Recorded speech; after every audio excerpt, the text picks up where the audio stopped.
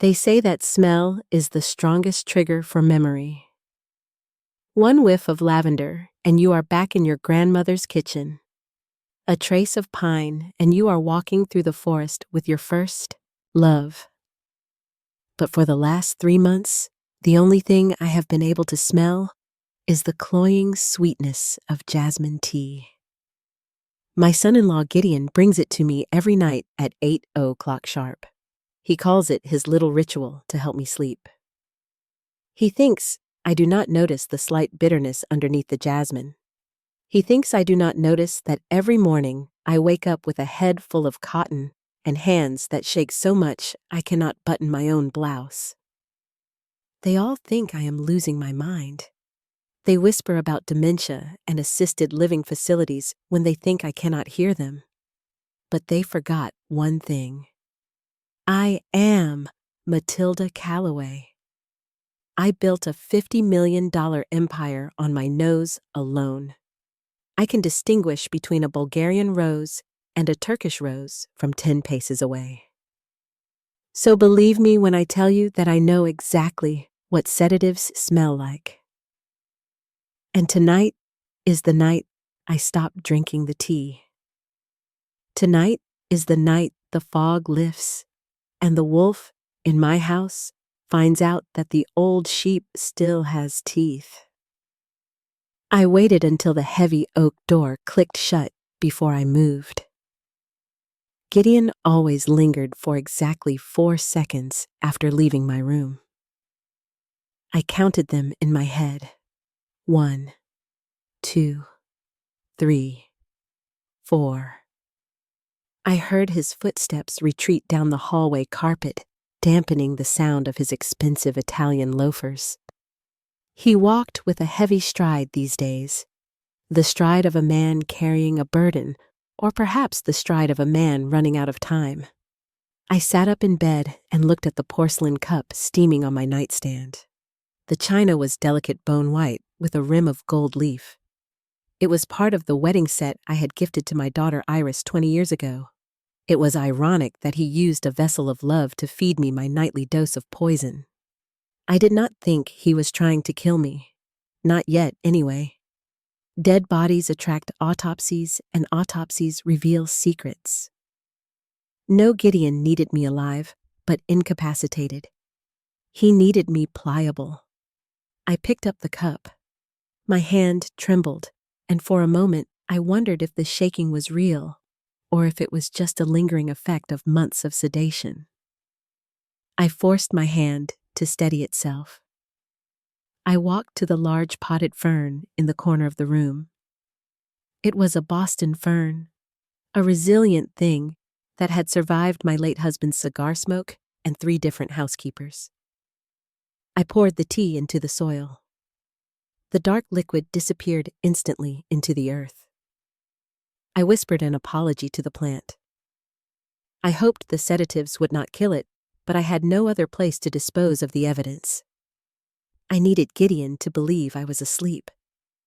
I returned the empty cup to the saucer with a deliberate clatter, just loud enough to be heard if someone was listening outside the door, but not loud enough to seem suspicious. Then I lay back against the pillows and waited. The silence of the house was heavy. Calloway Manor was built in the 1920s, a sprawling estate of stone and timber that used to be filled with laughter and the barking of dogs. Now it felt like a mausoleum. My husband Robert had been gone for 5 years. Since then, the shadows seemed to have grown longer. An hour passed. The grandfather clock in the hall chimed 9 times. My mind was starting to clear. It was a strange sensation, like watching a dirty window suddenly being wiped clean. The edges of my thoughts became sharp again. I remembered where I put my reading glasses. I remembered the code to the safe in the library. I remembered that I was the CEO of Calloway Botanicals and that I had not signed a single check in 6 weeks. A low murmur of voices drifted up from the floorboards. My bedroom was directly above the main study. It was a quirk of the old architecture that the ventilation ducts carried sound perfectly between those two rooms. Robert used to joke that it was so I could spy on him while he smoked his cigars. Tonight, it was my lifeline. I slid out of bed. My joints protested the cold air, but I ignored them. I did not reach for my cane. The cane was a prop now, a symbol of the frailty they expected to see. I moved silently across the Persian rug and lay down on the floor, pressing my ear against the brass grate of the vent. Gideon's voice came through tinny but clear. He sounded agitated. "I am telling you, she is out of it," he said. "The doctor said the progression is faster than we anticipated. She hardly knows what day of the week it is anymore." My heart hammered against my ribs. The doctor. Of course, Dr. Evans was Gideon's golf partner. I should have known better than to trust a man who cheats at sport. There was a pause, and then another voice spoke. It was a woman's voice, slick and professional. I did not recognize it. "That is unfortunate for her, Gideon, but it is good for us," the woman said. "But the board is getting restless. They want the acquisition finalized before the fiscal year ends. That gives you 2 weeks." 2 weeks, Gideon hissed. 2 weeks is tight. I still need the asset. The buyers won't finalize the price without the complete portfolio. "We are not buying a perfume company for the old inventory," Gideon, the woman, replied. "We are buying it for the Midnight Queen. That is the crown jewel. Without that formula, the valuation drops by 40%. And if the valuation drops, you do not get your payout. And if you do not get your payout..." She let the threat hang in the air.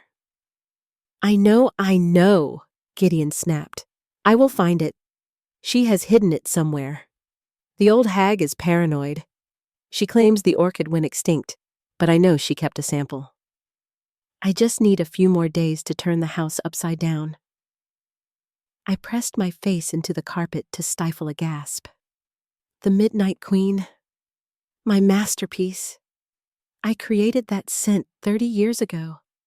It was the most complex fragrance ever synthesized. It had base notes of oud and amber heart notes of night-blooming jasmine and a top note derived from the ghost orchid. It was intoxicating. It smelled like power and seduction wrapped in velvet. But the ghost orchid was notoriously difficult to cultivate. When the last crop failed due to a fungal blight, I locked the formula away. I refused to release an inferior version. I told the world the scent was gone forever. Gideon wanted to sell it. He wanted to sell my life's work to some soulless conglomerate that would likely synthesize the orchid scent with cheap chemicals and slap my name on a bottle of toilet water. I heard the sound of glass clinking against glass. He was pouring a drink. "Don't worry," Gideon said, his voice smoother now. "She trusts me. She thinks I am the dutiful son-in-law keeping the ship afloat while she rests. I will get her to sign the power of attorney this week. Once I have that, I can legally access her private vault at the bank. If the formula is there, it is mine." I slowly pushed myself up from the floor. My knees were bruising, but I did not feel the pain. I felt a cold, hard fury spreading through my chest. It was a familiar feeling. It was the same feeling I had 40 years ago, when the bank tried to deny my small business loan because I was a woman. It was the fuel that had powered me for decades. Gideon Thorne was a gambler. I had known that when he married Iris. I had overlooked it because he made my daughter happy, and because he seemed content to work in marketing while I handled the science. But gambling debts are a hungry beast. They eat everything. Honor, loyalty, family. He thought I was a commused old woman drifting into the dark. He thought he could pick my bones clean while I was still breathing. I walked to the mirror in the corner of the room. I looked at my reflection in the moonlight. My hair was white, my face was lined, and my shoulders were thin. But my eyes were clear. They were the same steel gray eyes that had stared down competitors and suppliers and hostile board members for half a century. "I am not done yet," I whispered to the reflection. I needed a plan. I could not just storm downstairs and confront him. He had the doctor on his side. He had Iris's ear. If I acted out, he would claim it was a psychotic episode and have me committed. I would lose everything. No, I had to play this game better than him. I had to be the actress. I had to be the confused old lady, the fragile matriarch, the victim. I had to let him think he was winning right up until the moment I cut the ground out from under him. But I could not do it alone. I was trapped in this house and my physical strength was limited. I needed an ally. Someone who knew the grounds. Someone who remembered the old days. Someone who loved the plants as much as I did. Elias.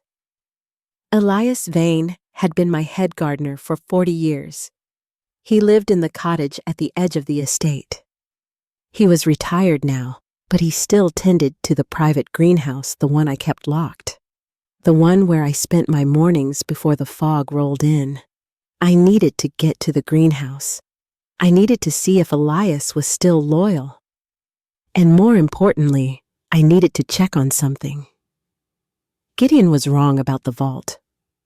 The formula for the Midnight Queen was not in the bank. It was not in a safe.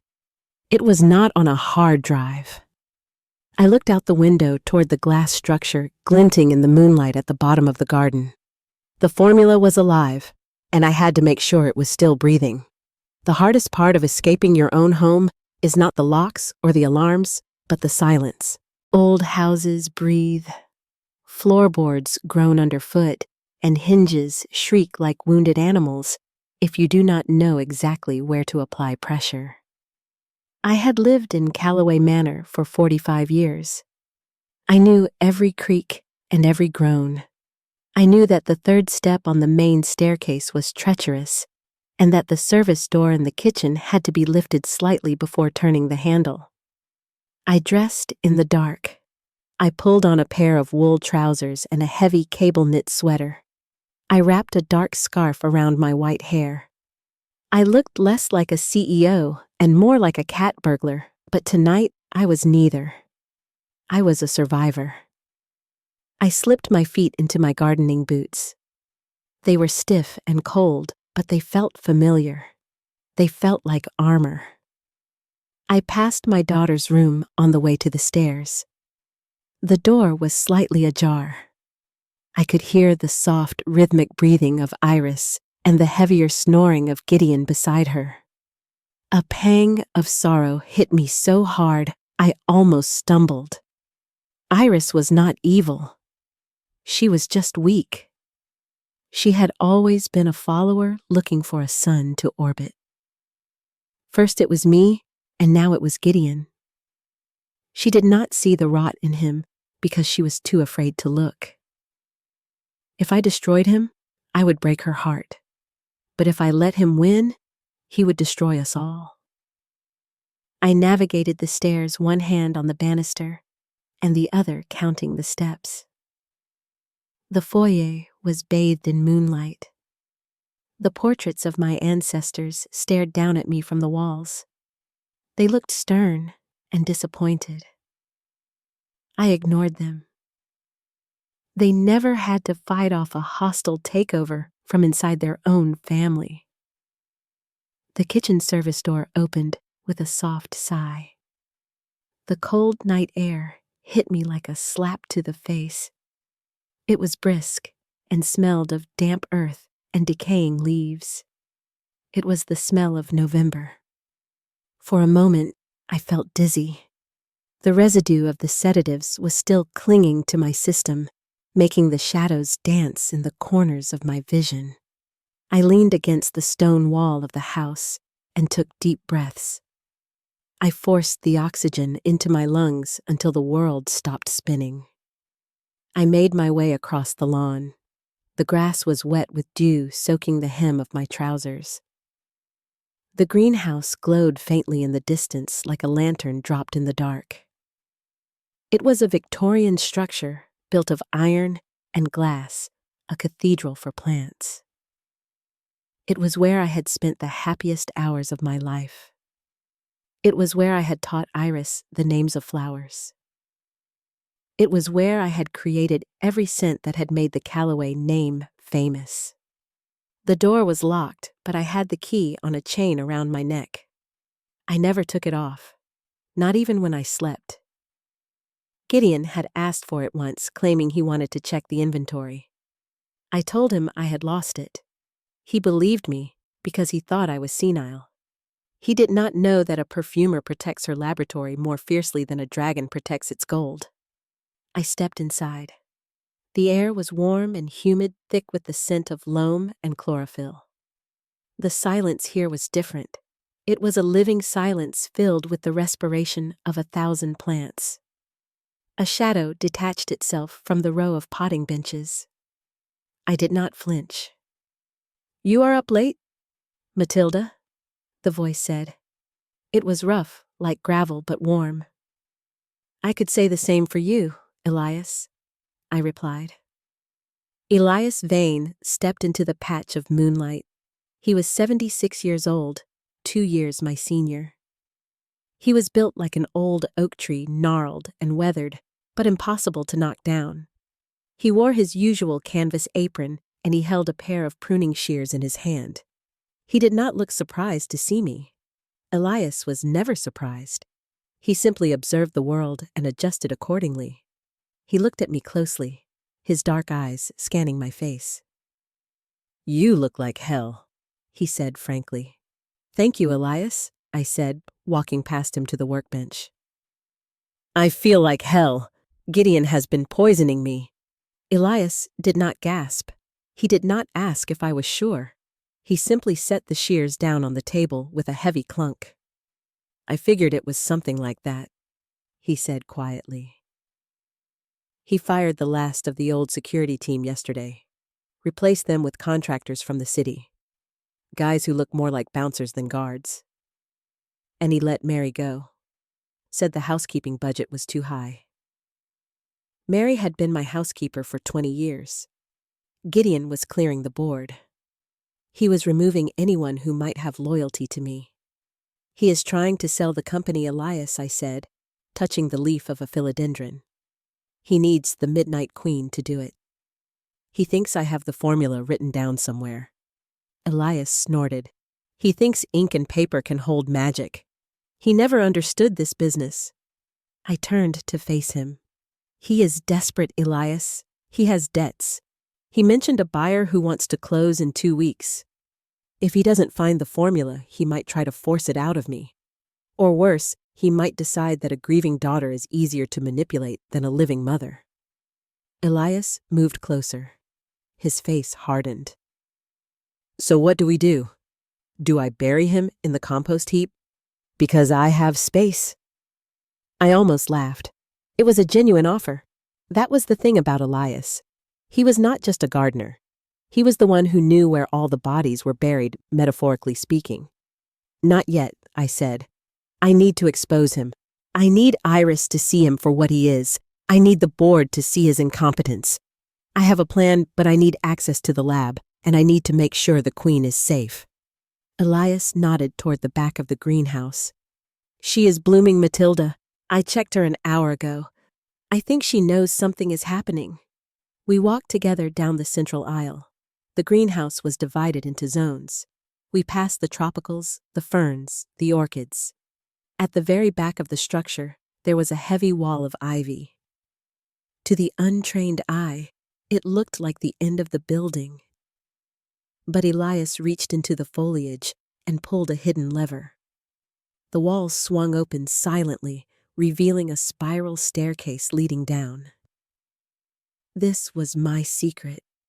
My husband Robert had built it for me during the Cold War. He was paranoid about nuclear fallout and wanted a bunker. I told him I would only go underground if I could bring my flowers. So we built a subterranean climate-controlled chamber. Gideon did not know it existed. The blueprints for the house showed only a foundation slab. We descended the stairs. The air down here was different. It was cooler and filtered. The lights were on a timer, simulating a specific jungle cycle. And there she was. In the center of the room, inside a glass case, sat a single plant. It was not large, but it was commanding. The leaves were dark purple, almost black. And from the center rose a single spike bearing 3 white flowers. They were ghostly pale, glowing with a faint luminescence. The Midnight Queen. It was the rarest orchid in the world. I had crossbred it from a species thought to be extinct in 1995. It bloomed only once every 3 years and only for 48 hours. The scent hit me even through the glass. It was faint but powerful. It smelled of vanilla and spice and something wild like ozone before a storm. "She is beautiful," Elias whispered.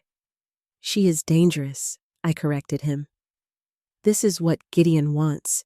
He wants to cut her up and analyze her DNA and turn her into a line of cheap body sprays." I walked up to the glass. I placed my hand against it. "He is going to look for the formula," I said. "I am going to let him find it. Or at least, I am going to let him find what he thinks is the formula." Elias raised an eyebrow. "The decoy?" "Yes. I need you to go to the storage unit in town tomorrow. The one under your name. Fetch the old journals, the ones with the failed experiments, specifically the batch from '98. Elias chuckled. "The sulfur batch. The sulfur batch I confirmed. It smells like heaven for 24 hours. And then the chemical bonds break down, and it smells like rotten eggs and burning tires." "Perfect," Elias said. But first I said, turning back to him, "I need to survive the next 2 weeks. I cannot stop drinking the tea or he will get suspicious. But I cannot drink the poison." Elias reached into his pocket and pulled out a small brown bottle. "Charcoal tablets," he said, "and a diuretic. It will help flush the system. It won't stop the drowsiness completely, but it will keep your mind clear enough. I had a feeling you might need them." I took the bottle. My hand brushed his. His skin was rough like bark, but his touch was gentle. "Thank you, Elias." "Don't thank me yet," he said. "The wolf is in the house, Matilda, and he is hungry. We need to be careful." I looked back at the glowing white flower. "Let him be hungry," I said. "I am about to feed him something he will choke on." The dining room at Calloway Manor was designed to intimidate. It was a cavernous space paneled in dark mahogany with a chandelier that hung like a crystallized tear from the ceiling. My husband Robert had loved this room. He loved the echo of his own voice bouncing off the walls. Tonight, however, the room felt like a cage. I sat at the head of the table. It was my chair. It had been my chair for 40 years, but tonight, I felt like a guest in my own home. Gideon sat to my right and Iris to my left. The distance between us was measured in polished silverware and crystal glasses, but it might as well have been miles. Dinner was roast lamb with rosemary. The smell was rich and gamey. Usually I loved it, but tonight my stomach churned. I had taken the charcoal tablets Elias gave me an hour ago, hidden inside a piece of bread. They were working. The edges of the room were sharp and distinct. I could hear the ticking of the clock on the mantel. I could see the tight line of tension in my daughter's jaw. "Eat, Mother," Gideon said. His voice was too loud, as if he were speaking to someone across a crowded room, instead of a woman sitting 2 feet away. "It is your favorite." I looked at the plate. I let my hand hover over the fork, trembling slightly. It was a calculated performance. I am not hungry, I said, my voice thin and wavering. Who are we waiting for? Gideon sighed, a short, sharp sound of impatience. We are not waiting for anyone, Mother. It is just us, like always. I blinked slowly. Oh, I thought Robert was coming. I heard Iris inhale sharply. She reached out and touched my hand. Her fingers were cold. Daddy is gone, Mom. Remember? He died 5 years ago. I looked at her. I saw the pain in her eyes. It cut me to use Robert's memory as a weapon, but I had to sell the lie. I had to make them believe I was lost in the past so they would not guard the future. Oh, I said softly. Yes, that is right. I forgot. Gideon signaled the server to pour more wine. He drank deeply. I watched his throat work as he swallowed. He was nervous. He checked his watch twice in the span of a minute. Mother Gideon said, setting his glass down. Before you get too tired, we need to handle a small bit of housekeeping. He reached under the table and pulled out a leather folder. He placed it next to my plate, pushing the untouched lamb aside. What is this? I asked, staring at the leather. It is just some paperwork for the estate, Gideon said, his voice turning slick like oil. With your health declining, we want to make sure bills get paid. We want to make sure the company runs smoothly. This just gives me the authority to sign checks on your behalf so you do not have to worry about it. I looked at the document. It was a durable power of attorney. It was broad and sweeping. It would give him control over everything. My bank accounts, my stocks, the company, even my medical decisions.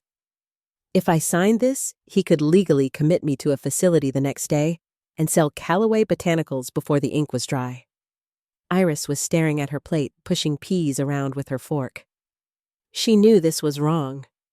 I could see it in the slump of her shoulders, but she remained silent. I just need your signature right here, Gideon said, producing a heavy gold fountain pen. He uncapped it and held it out to me. I took the pen. It felt heavy in my hand. I stared at the signature line. The X he had marked in pencil seemed to pulse. I do not understand, I mumbled. I thought I signed the checks on Fridays. You used to, Mother Gideon said, leaning in closer. He smelled of expensive cologne and stale scotch. But you have been forgetting things lately. Remember last week when you lost your keys? Remember when you left the stove on? I had not left the stove on. He had, but I could not say that. I hesitated. I brought the pen tip close to the paper. Gideon's eyes widened. He was practically vibrating with anticipation. He was so close to the prize he could taste it. I pressed the pen to the paper. But instead of signing my name, I pressed down hard. The nib of the fountain pen snapped with a loud crack. Ink exploded across the white page, a dark blue Rorschach test spreading over the legal jargon. Oh dear, I cried, dropping the broken pen. Look what I did! I made a mess! Gideon stared at the ruined document. His face turned a shade of crimson that clashed with the mahogany walls. The vein in his forehead bulged. For God's sake, Matilda, he snapped, losing his composure. Gideon Iris warned, her voice low. He took a deep breath, forcing the anger back down. He grabbed a napkin and dabbed at the ink, but the document was destroyed. It is fine, he said through gritted teeth. It is just a piece of paper. I can print another one. I started to cry. It was a dry, sobbing sound that I had practiced in the mirror. I am sorry, I wailed. I am so clumsy. I just wanted to help. Robert always said I was clumsy. Gideon stood up abruptly. His chair scraped loudly against the floor. It is fine, Mother. Stop crying. We will do it tomorrow. I will have the lawyers draft a fresh copy in the morning. He walked to the sideboard and poured himself another drink as back to us. I saw his hands shaking. He was unraveling. The pressure from the investors must be immense. He needed this done tonight. Iris squeezed my hand. It is okay, Mom. Do not worry about it. Gideon is just stressed. I looked at my daughter. She looked tired. There were fine lines around her eyes that had not been there a year ago. Iris, I whispered, leaning in. You look like your grandmother tonight. She was a strong woman. She never let anyone tell her what to do. Iris froze. She looked at me, searching my face for a moment of clarity. For a second, I wanted to drop the mask. I wanted to grab her shoulders and shake her and tell her to wake up. But Gideon turned back around, his face composed once more into a mask of false concern. Let's get you to bed, Mother, he said. You have had a big day. He walked over and pulled my chair out. He treated me like a piece of furniture that needed to be moved. I stood up, leaning heavily on my cane. I looked at the ruined document on the table. One battle won. But the war was escalating. He would not ask nicely tomorrow. I will take her up, Gideon Iris said, standing. You stay and finish your drink. No, Gideon said sharply. I will take her. I need to give her the tea. The tea. The poison. My heart skipped a beat. I had to dispose of it again, but he would be watching closely tonight. Come along, Mother Gideon said, taking my arm. His grip was firm, too firm. It was not a guiding hand, it was a shackle. We walked to the stairs. As we ascended, I looked back at the dining room. The ink stain on the paper looked like a spreading bruise. Gideon thought I was broken. He thought I was a confused old woman who had made a mistake. He did not know that I had snapped that pen with the precision of a surgeon. He did not know that I was counting the days. And he certainly did not know that tomorrow, while he was busy printing new legal forms, I would be planting the seeds of his destruction. The bedroom door clicked shut, but Gideon did not leave. He stood at the foot of the bed with his arms crossed over his chest, watching me. The porcelain cup was in my hand. The steam rose in a thin, spiraling ribbon carrying the scent of jasmine and betrayal. Drink it, Mother Gideon said. You are overwrought. The doctor said you need to keep your levels consistent. I looked at the liquid. It was dark and murky. Tonight, he had increased the dose. I could smell the chemical bitterness cutting through the floral notes. If I drank this, I would not wake up for 12 hours. I would be dead to the world while he dismantled my life. I lifted the cup to my lips. My hand shook, and the china rattled against my teeth. I took a sip, but I did not swallow. I held the lukewarm liquid under my tongue, letting it burn the delicate tissue of my mouth. It is hot, I complained, pulling the cup away. Just finish it, Gideon said, stepping closer. His patience was fraying. He looked like a man who was late for a train. I took another sip, filling my mouth. I coughed. It was a wet, hacking cough that shook my frail frame. I grabbed the thick linen handkerchief from my nightstand and pressed it to my mouth. I retched into the cloth, expelling the liquid into the folds of the fabric. I did it again and again, acting out the spasms of a sick old woman. When I pulled the handkerchief away, I wiped my mouth and balled the wet cloth up tight in my fist. I am sorry, I rasped, my voice genuine in its roughness. It went down the wrong way. You drank it, though? Gideon asked, peering at the empty cup. I nodded, closing my eyes as if exhaustion had suddenly claimed me. Most of it, I whispered.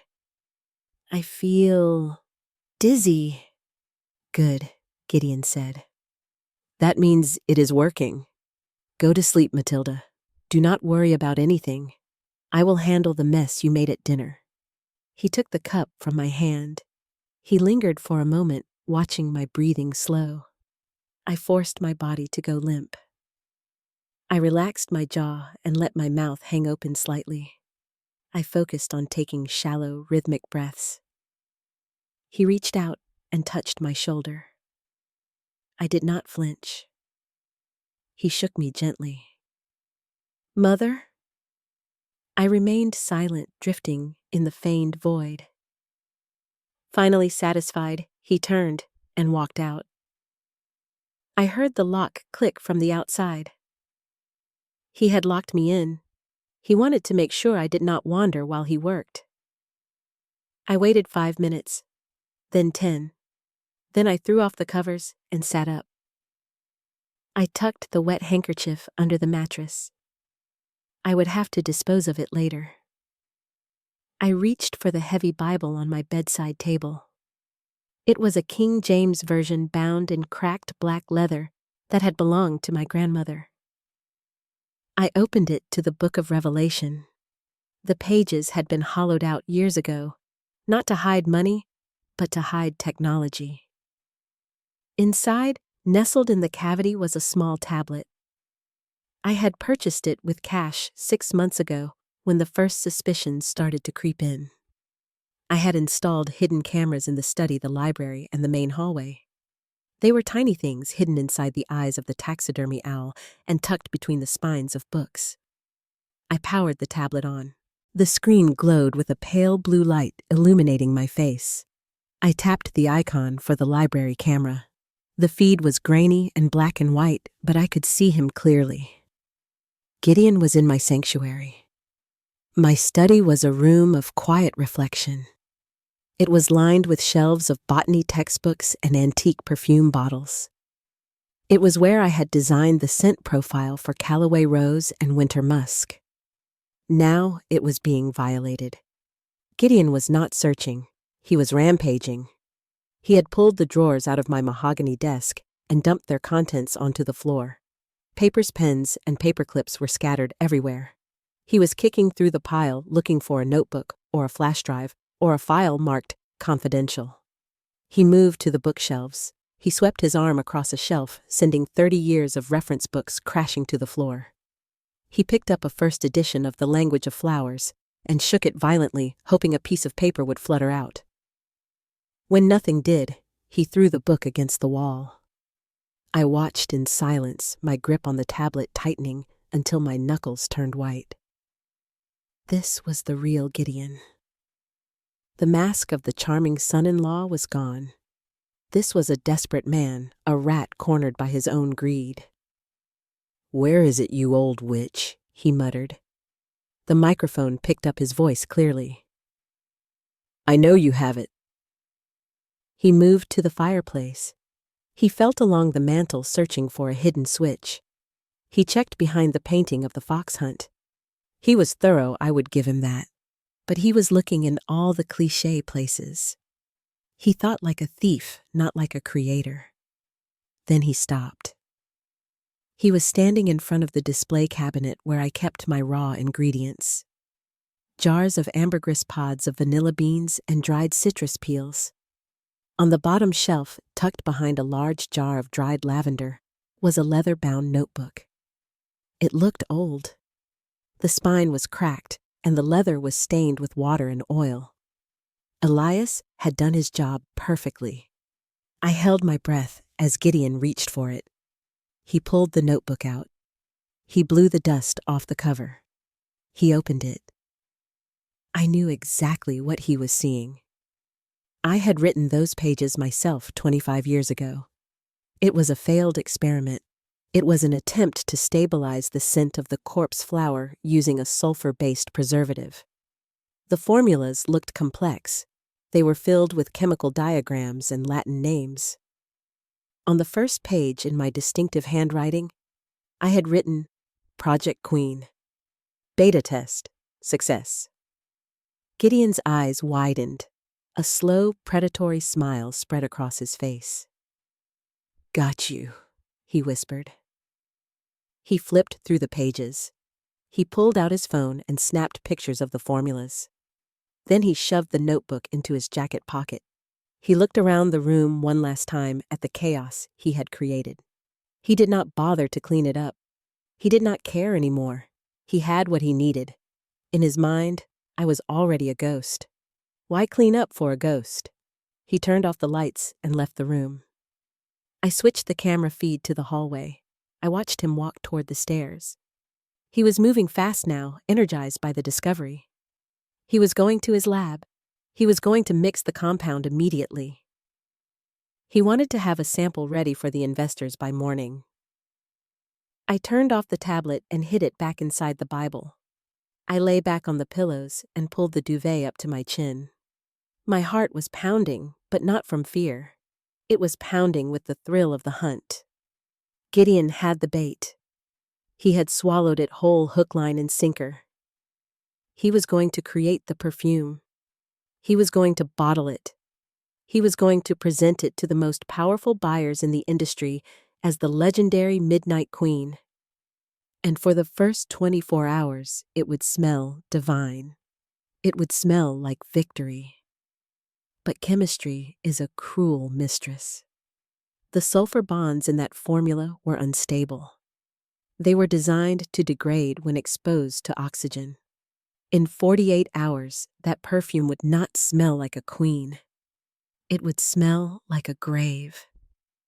I closed my eyes. I needed to sleep for real now.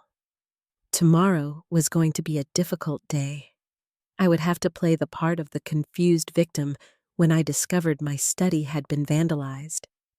I would have to cry and wring my hands while Gideon comforted me with a snake smile. Let him smile, I thought as I drifted off. Let him think he has won. Because the higher he climbs, the harder he is going to fall. And I intend to be there to watch him hit the ground. Gideon Thorne was not a perfumer. He was a suit. He was a man of spreadsheets and profit margins and stock options. He looked at a field of lavender and saw yield per acre. I looked at a field of lavender and saw the heartache of a first love or the comfort of a clean linen sheet. That was the difference between us. He thought perfume was a product. I knew it was a potion. But tonight, Gideon was playing alchemist. I did not need the camera feed to know what was happening in the basement laboratory. The ventilation system in this house was efficient, but it could not mask the pungent, biting odor of industrial solvents. He was down there right now, stripping the pages of my decoy notebook and feeding the instructions into the automated synthesizer. The machine was $1 million piece of equipment I had purchased 5 years ago. It could replicate any scent profile if you gave it the right chemical coordinates. It was cold and precise and soulless, just like my son-in-law. I lay in bed staring at the ceiling and picturing him. He would be wearing safety goggles over his desperate eyes. He would be measuring out the base notes. Sandalwood, vetiver, and the synthetic musk compounds that cost $3,000 an ounce. He was following the recipe from 1998 exactly as I had written it. And that was his mistake. You see, creating a perfume is not like baking a cake. You cannot just follow the instructions and expect perfection.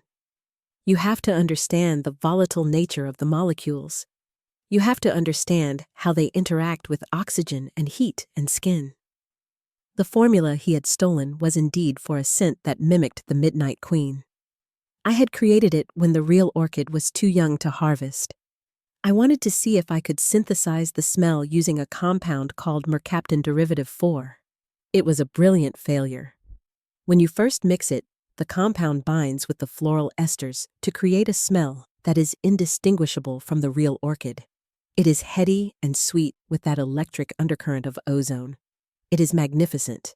But mercaptan derivative 4 has a flaw. It is unstable. It has a half-life of exactly 48 hours. After 2 days, the molecular bonds begin to snap. The floral esters evaporate, leaving behind only the sulfur core. And sulfur, as anyone who has ever struck a match or smelled a rotten egg knows, is not a smell you want to bottle. It is the smell of decay. It is the smell of hell. Gideon was brewing a time bomb, and he was going to present it to the most critical noses in the industry. I finally fell asleep around 3 a.m, lulled by the hum of the distant machinery. When I woke up, the sun was streaming through the heavy velvet curtains. The house was quiet. I rang the bell for Mary, and then remembered she was gone. I felt a spike of anger. Gideon had fired the woman who had brought me tea every morning for 20 years just to save a few $1,000s. I dressed myself slowly. I chose a dress of soft gray wool. It was a color that faded into the background. Today, I needed to be invisible. I walked downstairs. The door to the basement lab was open. Gideon was standing in the kitchen drinking coffee. He looked exhausted. His eyes were red-rimmed, and his shirt was rumpled. But he was smiling. It was a manic, terrifying smile. "Good morning, Mother," he said. His voice was hoarse. "Good morning, Gideon," I said, leaning on my cane. "You look tired. Did you not sleep?" He laughed. It was a sharp, barking sound. "Who needs sleep when you have made history?" he said. He reached into his pocket and pulled out a small glass vial. It was filled with a pale golden liquid. He uncorked it and waved it under my nose. "Smell this," he commanded. I leaned in. I did not have to act. The scent was breathtaking. It was the ghost orchid. It was deep and mysterious and utterly captivating. For a moment, I felt a pang of pride at my own chemical ingenuity before I remembered the poison hidden inside. "It is lovely," I said softly. "It smells like the old greenhouse." "It smells like $50 million, Gideon corrected me. He recorked the vial and held it up to the light. "I found it, Mother. I found the formula you lost." I feigned confusion. I blinked rapidly, patting my chest. "Lost? I do not remember losing anything." He waved his hand dismissively. "It doesn't matter. The point is, I have synthesized it. I have already sent a sample by courier to the investors. They are meeting us tomorrow at the gala." I felt a cold thrill in my stomach. Tomorrow. The timing was tight but perfect. The gala was in 30 hours. The scent would hold. It would hold through the handshake. It would hold through the signing ceremony. And then right around the time the champagne wore off, the rot would set in. "That is wonderful, Gideon," I said, forcing a smile. "You are so clever. Robert always said you were clever." He puffed out his chest. "Robert was a dinosaur," Gideon said. "He didn't understand the modern market. This is going to save us." Iris walked into the kitchen then. She was wearing a bathrobe and she looked pale. She looked from Gideon to the vial in his hand, and then to me. "What is going on?" she asked. "Your husband has saved the company," I said, patting Gideon's arm. "He found the Midnight Queen." Iris's eyes widened. She looked at Gideon with a mixture of hope and fear. "Really, Gideon? You found it?" "I made it," Gideon said. "I improved it." He walked over and kissed her on the forehead. It was a performative kiss. "Pack your bags, Iris," he said. "After the gala, we are going to Paris. First class. No more budgeting. No more looking over our shoulders. We are going to be rich." Iris smiled, but it didn't reach her eyes. She looked at me.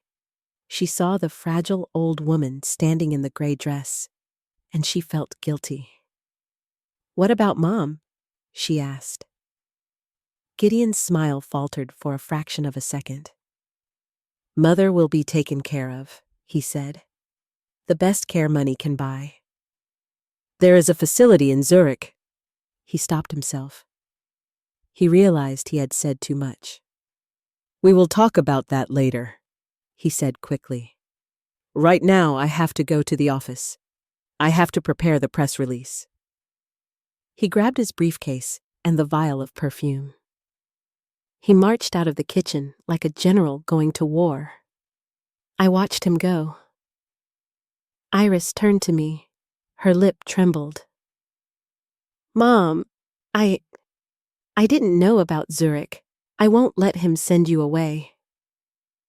I reached out and touched her cheek. Her skin was soft like mine used to be. "Do not worry, darling," I said. "I have a feeling plans are going to change very quickly." I walked to the window and watched Gideon's car speed down the driveway. He was driving too fast. He was driving toward a cliff, and he thought it was a rainbow. I needed to call Elias. We had work to do. Gideon had the fake scent. Now we needed to make sure he didn't have any way to fix it once it went wrong. We needed to sabotage the synthesizer. We needed to ensure that when the investors came asking for a refund, Gideon Thorne had nothing to offer them but apologies and the smell of sulfur. The game was afoot, and the clock was ticking down from 48 hours. The house was quiet after Gideon left. It was a heavy, suffocating silence that pressed against the eardrums. I found Iris in the library, sitting in her father's old leather armchair. She was staring out the window at the gray sky, but I knew she was not seeing the clouds. She was seeing a future that terrified her. I stood in the doorway for a moment watching her. She was 45 years old, but in that moment, she looked like a child. Her posture was slumped, and her hands were twisting a linen napkin into a tight rope. She was my only child. I had loved her with a ferocity that frightened me. I had built this company for her. I had imagined a day when I would hand her the keys to the kingdom and watch her fly.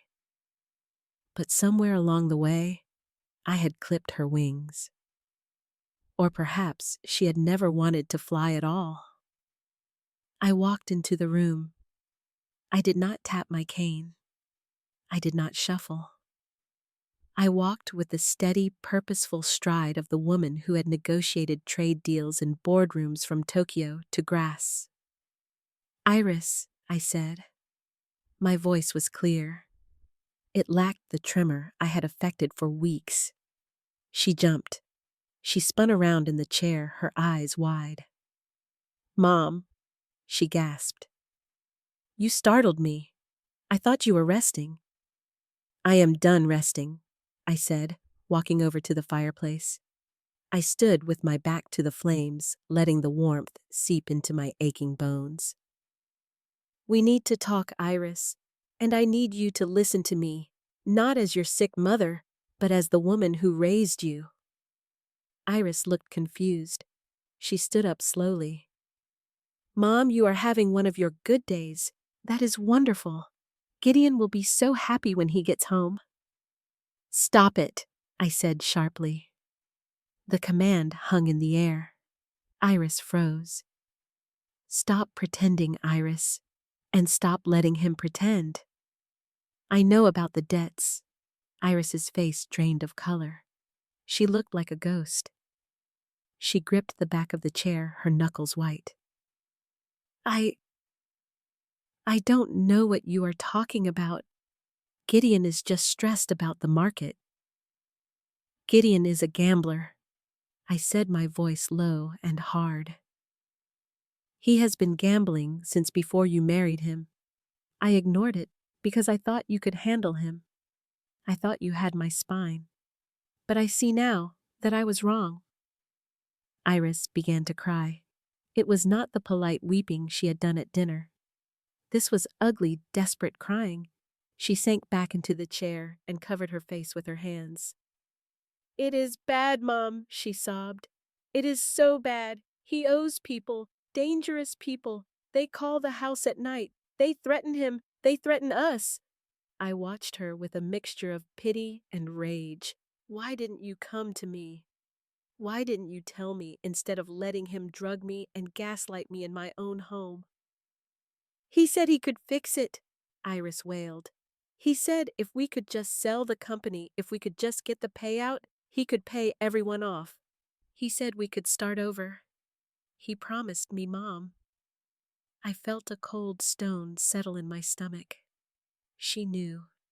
She knew he was trying to sell my legacy. She knew he was drugging me to keep me compliant, and she had let him do it. She had chosen her husband's lies over her mother's life. "So you decided to sacrifice me," I said. "You decided to let him sell Calloway Botanicals. You decided to let him sell the Midnight Queen." "I didn't want to," Iris pleaded, looking up at me with tear-stained cheeks. "But he is my husband. I love him, and I am scared, Mom. If he doesn't pay them—" She trailed off, leaving the threat unspoken. I looked at my daughter. I saw the fear in her eyes, but I also saw the weakness. She was not a bad person. She was just a coward. And in the world of business, cowards are more dangerous than villains because they will let the villains in through the back door just to avoid a confrontation. I took a deep breath.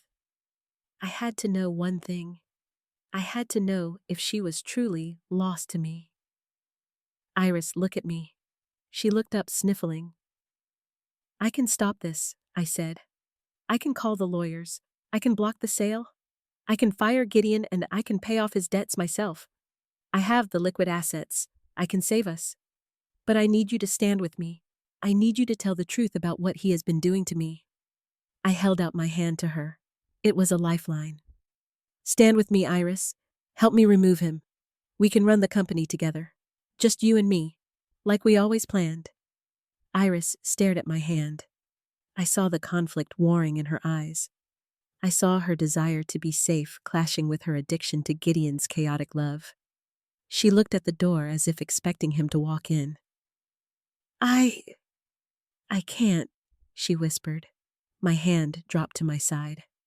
"Why not?" I asked, my voice dead. "Because he needs me," she said. "If you fire him, it will destroy him. He will have nothing." "I can't do that to him, Mom. Please. Just let him sell the company. You are retired anyway. You don't need it. Let him have this win. Please just sign the papers." For me, the silence that followed was absolute. In that moment, the last thread of hope snapped. I realized that I had lost her. She was not my heir. She was his hostage. She was willing to burn down everything I had built just to keep him warm. I looked at her, and I felt something inside me harden. It was the part of me that was a mother dying, and the part of me that was a CEO taking over. "I see," I said softly. I walked over to her. I leaned down and kissed her on the forehead. It was a kiss of goodbye, though she did not know it. "You are right," I lied. "I am old. I am tired. Maybe it is time to let go." Iris looked at me with sudden hope. "You mean it? You will let him do it?" I smiled a sad, thin smile. "I will let nature take its course, Iris." I turned and walked out of the library. My heart was breaking, but my head was clear. I could not save Iris. Not yet. She had to learn the hard way. She had to see Gideon fail. She had to smell the rot of his failure before she would ever be free of him. I walked to the kitchen and picked up the phone. I dialed the number for the greenhouse. Elias answered on the second ring. "It is me," I said. "How did it go?" he asked. She is gone, Elias. She chose him. There was a pause on the line. I heard him sigh. I am sorry, Matilda. I know you hoped. I know I cut him off. But hope is not a strategy. Is the equipment ready? It is ready, Elias said, his voice shifting to business. I have the tools. I can get into the ventilation shaft tonight while they are asleep. Good, I said. Gideon thinks he has won. He thinks he has the support of his wife and the submission of his mother-in-law. He is going to walk into that gala feeling invincible. We are going to change that, Elias said. Yes, I said, looking out the window at the sprawling estate that I had fought for all my life. Tonight, we tamper with the climate controls I instructed. We need to accelerate the decay. If he sprays that perfume on Saturday night, I want it to turn by Sunday morning. I want the smell of sulfur to be the only thing the investors remember. Understood? Elias said. And Matilda? Yes, you are doing the right thing. I hung up the phone. I wasn't sure if I was doing the right thing, but I was doing the only thing left. I was burning the ships. I was forcing a reckoning, and when the smoke cleared, I hoped that my daughter would be standing on the right side of the ashes. But if she wasn't, I would stand alone. I had done it before. Saturday arrived with the subtlety of a hurricane. The house was awake before dawn. I heard the delivery trucks rumbling up the gravel driveway and the shouting of caterers unloading crates of champagne and caviar. Calloway Manor was hosting the 50th anniversary gala of Calloway Botanicals. It was supposed to be a celebration of half a century of excellence. Instead, it was a wake. Or at least that was what Gideon intended it to be. I spent the morning in my room. I locked the door and told Mary's replacement, a sullen girl named Jessica, that I was not to be disturbed until 4 o'clock. I needed the time, not to rest, but to prepare for war. I walked into my walk-in closet. It was filled with rows of sensible wool suits and cardigans, the uniform of a retired grandmother. I pushed them aside. Way in the back, protected by a heavy canvas garment bag, hung the relic of another life. I unzipped the bag. The scent of cedar and old lavender drifted out. Inside was a gown of midnight blue silk. I had commissioned it in Milan 20 years ago for the launch of Calloway Noir. It was severe and structural, with long sleeves and a high neck, but the back was open, plunging down to the waist. It was a dress that demanded posture. You could not slouch in this dress. You could not be frail. I stripped off my nightgown. I looked at my body in the full-length mirror. I was thin. My collarbones were sharp ridges under my pale skin, and my arms were ropey with age. But I was still standing. I was still vertical. I began the ritual. I bathed in water scented with rosemary oil to sharpen the mind. I applied a thick layer of moisturizer to my dry skin. I sat at my vanity table and opened the small velvet box hidden in the bottom drawer. Inside were my emerald earrings. Robert had given them to me on our 30th anniversary. They were heavy and cold against my ears. I applied my makeup with the precision of a restoration artist. I used concealer to hide the dark circles under my eyes caused by sleepless nights and fake sedatives. I used a dark crimson lipstick to give my mouth a cruel definition. I swept my white hair up into a severe chignon, securing it with diamond pins. When I stepped into the dress, it felt like slipping into a second skin. The silk was cool and heavy. I zipped it up myself, wincing as my arthritic shoulders protested the reach, but I refused to ask for help. I smoothed the fabric down over my hips. I looked in the mirror. The confused old woman was gone. Matilda Calloway, the iron nose, was back. I heard a knock at the door. It was a sharp, impatient rap. "Mother, are you ready?" Gideon called out. "The car is here." I grabbed my cane. I needed it as a prop. I hunched my shoulders slightly, artificially curving my spine. I relaxed my facial muscles, letting the sharpness fade into a vague, pleasant expression. I opened the door. Gideon was standing in the hallway adjusting his cufflinks. He looked undeniably handsome in a bespoke tuxedo. He radiated the frantic energy of a man who has bet everything on a single roll of the dice. He looked up and stopped. His eyes scanned me from head to toe. For a second, I saw a flash of unease. He remembered this dress. He remembered the woman who used to wear it. You look nice, Mother, he said cautiously. That is an old dress, isn't it? It is vintage Gideon, I said, my voice wavering slightly. Robert loved this color. I thought it would be appropriate. He nodded, seeming to accept the explanation. It is fine. A bit dramatic perhaps, but fine. Just remember what we discussed. You are there to smile and wave. If anyone asks you about the business, you just tell them you are happy to be resting. You tell them you have full faith in me. Can you do that? I reached out and patted his cheek. His skin was hot and damp. He was sweating. Of course, dear, I said. I am just happy to be included. I do not want to talk about business anyway. It is so tiring. He exhaled a breath he had been holding. Good. Perfect. Iris appeared behind him. She was wearing a pale pink gown that washed her out. She looked terrified. Her eyes were red-rimmed, and she was clutching a beaded clutch bag like a shield. You look beautiful, Mom, she whispered. You look lovely too, darling, I said. Gideon checked his watch. We are behind schedule. The investors will be arriving at the venue in an hour. I need to be there to greet them. I need to make sure the display is perfect. The display? He meant the Midnight Queen. Is the perfume ready? I asked innocently as we walked toward the stairs.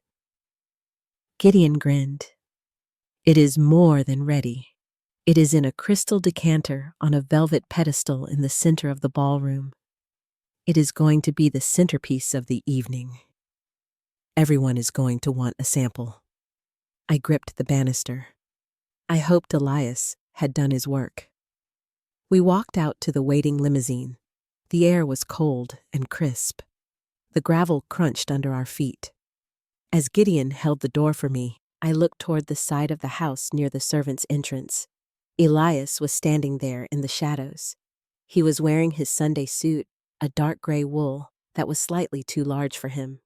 He nodded once, imperceptibly. I nodded back. I climbed into the car.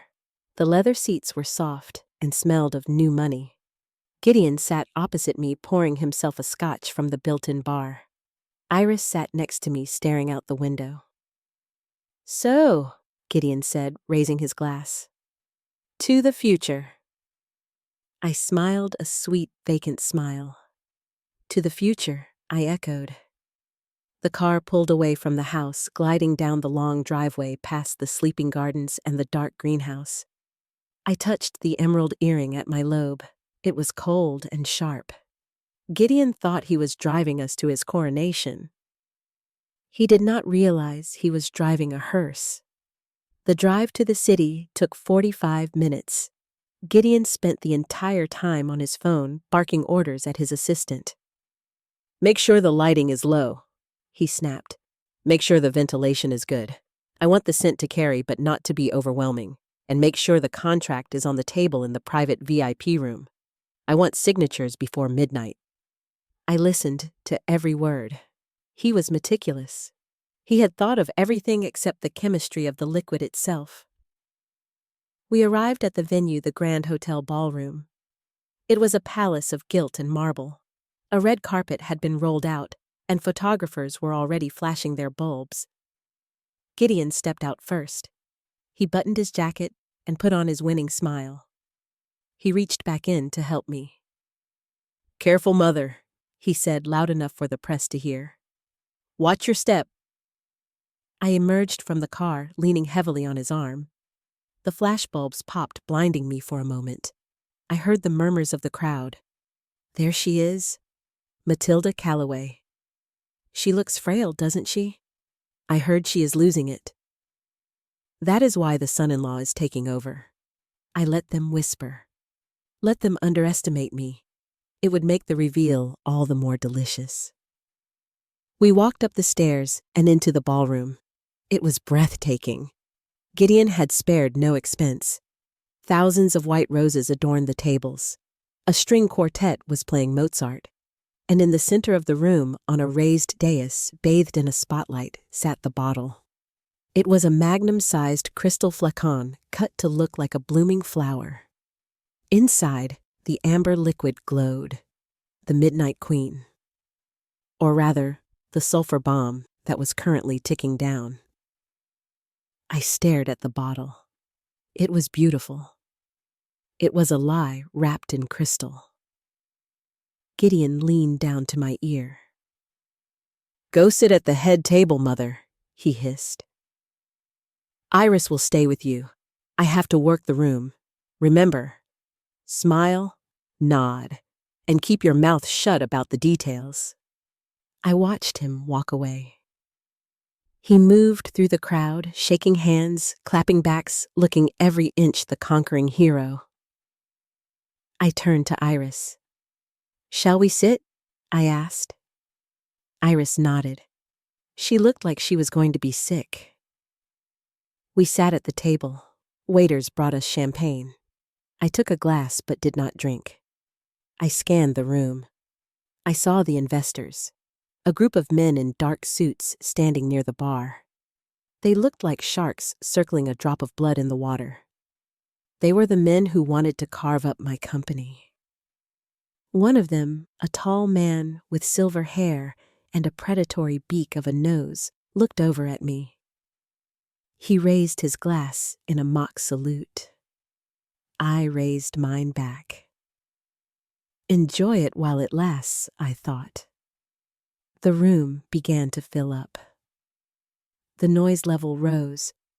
The scent of expensive perfumes mingled with the smell of roasted duck and truffle oil. But underneath it all, I was waiting for something else. I was waiting for the first spray. Gideon was making his way toward the dais. He tapped a spoon against a glass. The room fell silent. "Ladies and gentlemen," he boomed, his voice amplified by the microphone. "Welcome to the future of Calloway Botanicals." I sat up straighter in my chair. The silk of my dress pulled tight across my back. The show was about to begin. Gideon loved the sound of his own voice. He was standing on the dais holding the crystal flacon like it was the Holy Grail, giving a speech about innovation and heritage. He was telling a story about how the inspiration for the Midnight Queen came to him in a dream. It was a lie, of course. The only thing Gideon dreamed about was poker chips and validation. But the crowd was eating it up. They were mesmerized by the lights, the music, and the promise of exclusivity. I used his vanity as my cover. While every eye in the room was fixed on the spotlight, I slipped out of my chair. I whispered to Iris that I needed to use the ladies' room. She nodded absently, her eyes glued to her husband with a look of desperate adoration. I walked toward the back of the ballroom. I moved slowly, leaning on my cane, playing the part of the frail matriarch navigating a crowded room. But the moment I pushed through the heavy velvet curtains into the service corridor, my posture changed. I straightened my spine. I hooked the cane over my arm. I checked the hallway. Empty. I moved quickly toward the service elevator. The plan was simple, but the timing had to be precise. The investors, the 5 men who held the fate of my company in their manicured hands, were staying in the hotel. Gideon had arranged for VIP gift bags to be delivered to their suites during the gala. Inside those bags were small sample vials of the perfume. That was the danger. The formula Gideon had stolen the sulfur batch had a shelf life of 48 hours before it turned rotten. But the meeting to sign the contracts was tomorrow morning at 10 o'clock. That was only 12 hours away. If the perfume was still smelling sweet tomorrow morning, they would sign. And once they signed, it would not matter if the scent turned into skunk water an hour later. Gideon would have his money, and I would have lost my legacy. We needed to speed up the reaction. I reached the service elevator and pressed the button. The doors slid open with a chime. Elias was inside. He was wearing a white waiter's jacket over his suit. He held a silver tray with a napkin draped over it. He looked ridiculous and magnificent. "Did you get it?" I asked, stepping inside. He lifted the napkin. Underneath sat a small dropper bottle filled with a clear liquid. "Ammonia solution?" he said. "Just a drop in each vial.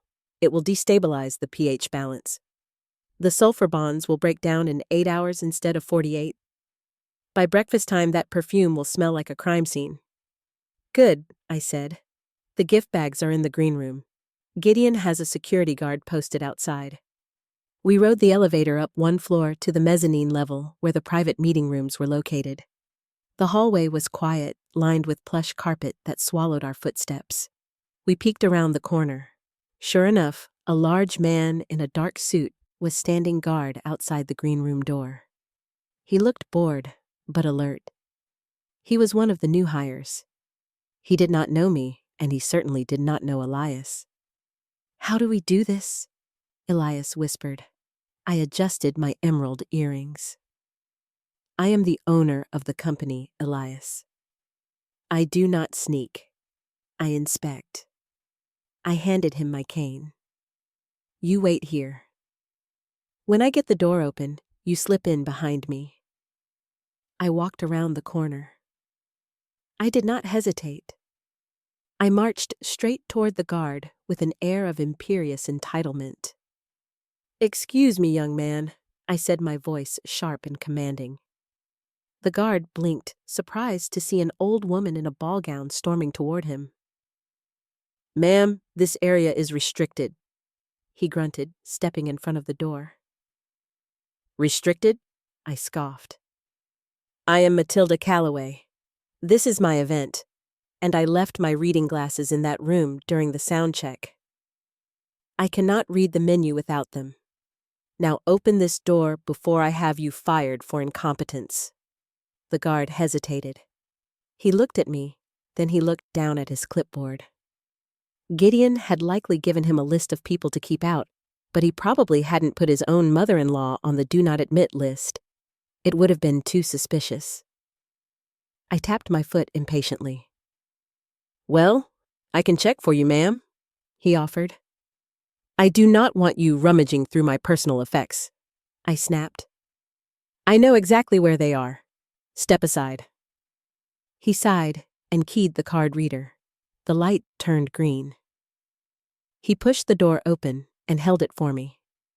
"Thank you," I said, breezing past him. I walked into the room. It was filled with boxes of brochures and promotional materials. On a long table against the wall sat 5 black velvet bags embossed with gold letters. The VIP kits. I turned back to the guard, who was still holding the door, peering in. "Could you be a dear and fetch me a glass of water?" I asked, touching my throat. All this talking has made me parched. There is a water cooler down the hall. He looked torn. He wasn't supposed to leave his post, but he also wasn't supposed to deny the owner a glass of water. "Just a moment, ma'am," he said finally. He let the door click shut, but not latch completely as he walked away toward the cooler. I signaled to the shadows. Elias slipped through the gap in the door like a phantom. Quickly, I hissed. Elias moved to the table. He pulled the drawstring on the first bag. He took out the small glass vial. He uncorked it. The smell of the Midnight Queen drifted out, intoxicating and sweet. He took the dropper. One single drop of ammonia fell into the perfume. He recorked it and shook it gently. 1. He moved to the second bag. My heart was hammering against my ribs. I stood by the door listening. I could hear the hum of the water cooler down the hall. I could hear the guard's heavy footsteps returning. Hurry, Elias. 3, 4. The guard was getting closer. I could hear the ice rattling in the plastic cup. Elias fumbled with the cork on the 5th bottle. His hands, usually so steady, were shaking. Got it, he whispered. He dropped the ammonia in and jammed the cork back down. He shoved the vial back into the velvet bag. The handle of the door began to turn. Hide, I whispered, pointing behind a stack of cardboard boxes. Elias dove behind the tower of brochures just as the door swung open. Here's your water, ma'am, the guard said, stepping in. I turned around, a bright fake smile plastered on my face. Oh, thank you, I said, taking the cup. You are a lifesaver. I took a sip. My hands were trembling, but I hoped he would attribute it to my age. Did you find your glasses? He asked, looking around the room. I patted the pocket of my dress. Oh, silly me. They were in my pocket the whole time. Can you believe it? My memory isn't what it used to be. The guard chuckled, relaxing. Happens to the best of us, ma'am. I walked toward the door. I had to get him out of the room so Elias could escape. Let's go back to the party, I said, hooking my arm through the guard's arm. You look like a strong young man. You can help me down the stairs. I am feeling a bit unsteady. He looked surprised, but flattered. He allowed me to escort him out of the room, leaving the door unlatched behind us. As we walked down the hall, I glanced back. I saw the service door open silently and Elias slip out, disappearing back into the shadows. We had done it. The poison was set. The catalyst was active. I returned to the ballroom, my heart singing with adrenaline. Gideon was just finishing his speech. He raised the crystal bottle high in the air. To Calloway Botanicals, he toasted. To a new era. I raised my water cup. To a new era, indeed, Gideon, I whispered. The waitstaff began to circulate, moving toward the exit with the black velvet bags on silver trays ready to be delivered to the investors' rooms. I watched them go. In 8 hours, the chemistry would change. The beautiful lie would unravel. And tomorrow morning, when Gideon walked into that boardroom, he would not be met with the smell of success. He would be walking into a trap made of sulfur and hubris, and I would be sitting at the head of the table, waiting for him. The moment Gideon pressed the atomizer, it was as if the air in the ballroom held its breath. A fine mist of gold caught in the spotlight, drifting down like stardust over the front row of the audience. The ventilation system picked up the particles and carried them outward in a widening circle. I sat perfectly still, clutching my water glass. This was the first test. The decoy formula was chemically identical to the real Midnight Queen in its initial stage. It had to be. If it smelled wrong now, the game would be over before it began. The scent hit the crowd in a wave. First came the top notes, the sharp electric tang of ozone and crushed green stems. It was the smell of a storm breaking over a jungle. A collective gasp rippled through the room. It was unlike anything currently on the market, which was saturated with sweet gourmands and heavy ouds. This was wild. It was alive. Then came the heart notes. The night-blooming jasmine and the ghost orchid. It was deep and narcotic, a floral heaviness that felt like velvet against the skin. I saw heads turning. I saw women closing their eyes and breathing in deep. I saw the investors at the bar stop their conversation, and lift their noses to the air like bloodhounds catching a scent. It worked. For now. Gideon stood on the stage beaming. He looked like a magician who had just pulled a tiger out of a hat. He basked in the applause. He didn't know he was clapping for his own execution. "Ladies and gentlemen," he said, his voice smooth as silk, "I give you the Midnight Queen." He stepped down from the dais, and the crowd swarmed him. They wanted to touch the bottle. They wanted to shake the hand of the genius who had bottled a ghost. I watched from my table. I felt a strange mixture of pride and revulsion. Pride because it was my creation they were worshipping, even if it was a flawed copy. Revulsion because they were giving the credit to a thief. Iris leaned over to me. She looked relieved. The color had returned to her cheeks. "It smells amazing, Mom," she whispered. Maybe it will be okay. Maybe he really did save us." I looked at her. I wanted to tell her that salvation built on a lie is just a delayed disaster. But I stayed silent. She would see soon enough. A shadow fell over our table. I looked up to see Gideon standing there flanked by 3 men. The investors. The leader was the man I had seen earlier. Mr. Kincaid. He was the CEO of a massive luxury conglomerate known for stripping assets and discarding the husks. He wore a tuxedo that cost more than my gardener's house. Matilda Gideon said, his voice dripping with false affection. "I want you to meet Mr. Kincaid. He is very interested in the future of Calloway Botanicals." I slowly stood up, leaning heavily on my cane. I extended a trembling hand. "Mr. Kincaid," I wheezed. "It is a pleasure." Kincaid took my hand. His grip was dry and firm. He looked at me with eyes that were calculating and cold. He didn't see a person. He saw a liability. "Mrs. Calloway," he said, "your reputation precedes you. This scent, it is remarkable. Your son-in-law tells me he developed the final stabilization process himself." I looked at Gideon. He was puffing out his chest, daring me to contradict him. "Oh, yes," I said, smiling vacantly. "Gideon is very inventive. He spent many nights in the basement working on it. He is a good boy. He takes care of everything, so I don't have to worry."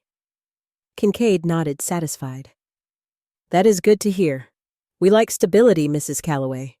We like clean transitions. We are looking forward to finalizing the acquisition tomorrow morning." "Tomorrow morning," I repeated. 10 o'clock, right?" "Yes," Kincaid said, "at the boardroom here in the hotel. We will have the papers drawn up." I looked him in the eye. "I will be there," I said. Gideon laughed nervously. "Oh, Mother, there is no need for you to come. You should rest. I have the power of attorney, remember. I can handle the signatures." I turned my gaze to Gideon. It was a sharp look, one that lasted only a fraction of a second, but it made him flinch. "Nonsense." "Gideon," I said, returning to my grandmotherly tone. "It is a big day. I wouldn't miss it for the world. Besides, I want to see where my company is going." Kincaid chuckled. "I insist, Gideon. It would be an honor to have the founder present." Gideon swallowed hard. He couldn't say no to the money. Of course he said, tight-lipped. "Of course, Mother." The group moved away, drifting toward the bar to celebrate. I sat back down. My legs were shaking not from age, but from adrenaline. The rest of the night was a blur of flashing lights and clinking glasses. I sat like a statue watching the clock. Every hour that passed was 1 hour closer to the chemical breakdown. The ammonia we had added to the sample vials in the gift bags was a catalyst. It would accelerate the decay of the sulfur bonds. In the main bottle on the stage, the perfume would last for another day or two. But in the small, warm vials tucked into the investors' pockets inside their heated hotel suites, the reaction was already starting. Around midnight, the party began to wind down. The investors left clutching their black velvet gift bags. I saw Kincaid slip his into his breast pocket close to his body heat. Perfect. Gideon came to collect us. He was drunk on champagne and success. He was practically floating. "We did it, Mother," he slurred as we walked to the car. We pulled it off. "Did you see their faces? They are going to pay top dollar." I nodded, looking out the window at the city lights blurring past. "Yes, Gideon," I said softly. "You certainly made an impression." We arrived back at the manor in the early hours of the morning. Gideon went straight to bed, passed out before his head hit the pillow. Iris followed him. I stood in the hallway alone. I did not go to sleep. I went to the kitchen and made a pot of strong black coffee. I sat at the kitchen table and watched the sun come up. I thought about my husband Robert. I thought about the day we planted the first seed in the greenhouse. I thought about the first bottle we sold. I was about to destroy the reputation of my company. I was about to make the name Calloway synonymous with failure. It was a high price to pay. But to save the garden, sometimes you have to burn out the weeds. At 7:00, I went upstairs to dress. I put on my best suit, a charcoal gray tweed with a sharp collar. I put on my pearls. I picked up my cane. But this time, I left the acting at the door. Today, there would be no trembling hands, no confused whispers, no shuffling steps. Today, Matilda Calloway was going to a board meeting, and I was going to bring the fire. The boardroom on the top floor of the Grand Hotel was a glass box floating above the city. It smelled of lemon polish and aggressive air conditioning. At the center of the room sat a long, oval table made of black granite that looked like a tombstone. I arrived at 9:45. I walked into the room without my cane. I had left it in the car. I wore my charcoal suit and my grandmother's pearls. My back was straight and my chin was high. Gideon was already there. He was pacing back and forth, his shoes squeaking on the polished floor. He looked terrible. His skin was the color of old parchment, and there were dark circles under his eyes. The hangover from last night's champagne was clearly pounding behind his temples, but he was running on nervous energy. He stopped when he saw me. He blinked as if trying to focus. "Mother," he said, his voice tight. "Where is your cane? You should sit down. Do not exert yourself." I walked past him to the chair at the far end of the table. I pulled it out and sat down with deliberate, slow movements. "I am fine, Gideon," I said coolly. "I feel surprisingly energized today." He didn't have time to question me. The double doors opened and the investors walked in. Mr. Kincaid led the pack. Yesterday, he had been charming and expansive. Today, he looked like a thunderhead. His mouth was set in a grim line, and his eyes were hard flint. The four men behind him looked equally grim. They did not sit down. They stood around the table, forming a wall of dark suits.